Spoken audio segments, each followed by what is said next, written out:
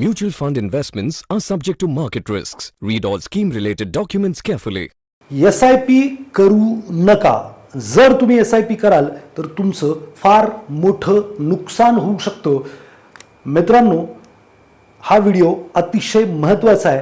जर तुम्ही SIP करत आहात आणि तुम्हाला वाटत असेल की तुमचा खूप काही मोठा बेनिफिट होणार आहे, तर कदाचित हे कॅल्क्युलेशन कळल्यानंतर तुम्हालाही कळेल मी असं का म्हणतोय की तुम्ही SIP का करायची नाही आहे. चॅनलवरती नवीन असाल तर सबस्क्राईब करा, बेल आयकॉनला हिट करा नवीन नवीन व्हिडिओसाठी जे तुम्हाला इंटिमेट करतील. नमस्कार मित्रांनो, मी आकाश गोंदावले. मी फार विचार केला की बरेचसे लोक SIP करतायत, 5-5 वर्ष झाले, 6-6 वर्ष झालं, 10-10 वर्ष झालं आणि परत ते त्याच्याकडे बघतच नाहीत. तर माझ्या असं लक्षात आलं की जी लोक याच्याकडे बघत नाहीत ते प्रचंड मोठं नुकसान करतायत. आणि मग आय रिअलाइज्ड की ज्या वेळेला एखाद्या व्यक्तीने 5-6 वर्षापूर्वी SIP केली आहे तेव्हा त्यांनी ती 10-20 हजाराची SIP केली होती, पण मागच्या 4-5 वर्षामध्ये त्याची सॅलरी मात्र 50-60% हाईक झाली आहे. पण त्यांनी त्याची SIP काही बदललेली नाही आहे आणि त्याला असं वाटतंय की माझं ते सगळे जे गोल्स आहेत ते पूर्ण होऊन जातील त्याच्यामध्ये. तर मित्रांनो, काय फरक असतो SIP मध्ये ते समजून घ्या. फक्त SIP तुम्हाला फास्ट श्रीमंत करू शकत नाही, तर तुम्ही SIP न करता स्टेपअप SIP करणं खूप गरजेचं आहे. कारण तुमचा पगार कायम सेम राहत नाही.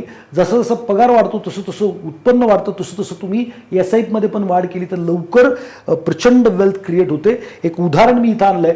जर तुम्ही महिन्याला 10,000 रुपये SIP करत आहात, 20 वर्षासाठी तुम्ही ते 10,000 रुपये करणार आहात, 12% रिटर्न मी एक्सपेक्ट ठेवले, 20 वर्षाचा टाइम हॉरिझॉन आहे, तर तुमची जी इन्व्हेस्टमेंट आहे ती टेंटेटिव्हली म्हणजे 24 लाखाची होईल, 75 लाखाचं गेन होईल आणि तुमच्याकडे 1 करोड रुपयाच्या आसपासचा कॉर्पस 20 वर्षामध्ये जमा होईल.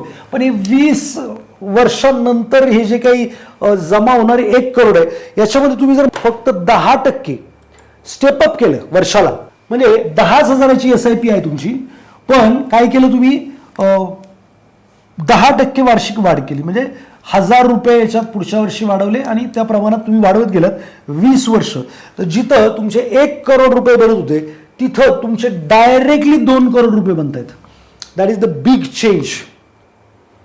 छोटी छोटी रक्कम डायरेक्ट डबलनी फरक पडलाय. जर तुम्ही प्लेन SIP केली तर बघा ना, तुम्ही 50% लॉस करताय.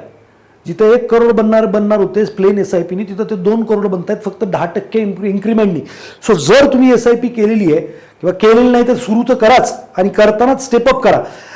आणि जर केलेली आहे तर पटकन तुमच्या ॲडवायझरला कॉल करा, आम्हाला कॉल करा आणि तात्काळ तुमची जी काही साधी SIP आहे ती स्टेपअपमध्ये कन्वर्ट करा आणि ह्यूज बेनिफिट, डबलीचा बेनिफिट आहे तो तुम्ही घ्यायला पाहिजे असं मला वाटतं. तुम्हाला काय वाटतं? तुम्ही स्टेपअप SIP केली आहे का साधी SIP केली आहे आणि किती लोक चेंज करणार मला कमेंट बॉक्समध्ये नक्की सांगा.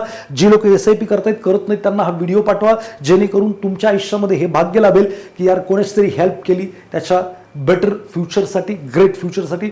भेटूयात पुढच्या व्हिडिओमध्ये. धन्यवाद.